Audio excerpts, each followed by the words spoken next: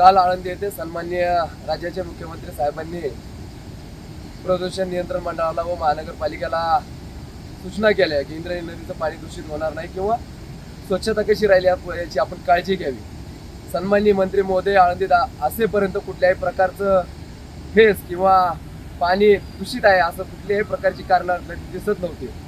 पण सन्माननीय मुख्यमंत्री गेल्यानंतर दुसरा दिवस उजाडत नाही तोपर्यंतच आपण पाहतोय की इंद्रायणी नदी किती मोठ्या प्रमाणात फेसाळलेली दिसते। केव्हा या गोष्टी थांबणार आहेत, केव्हा याच्यावर उपाययोजना करणार आहेत? फक्त मंत्री महोदयांचे दौरे होणार, नेत्यांनी आश्वासनं द्यायची आणि आमच्या वारकरी संप्रदायाने व आमच्या भाविक भक्तांनी किती दिवस या नरक यातना सहन करायचे?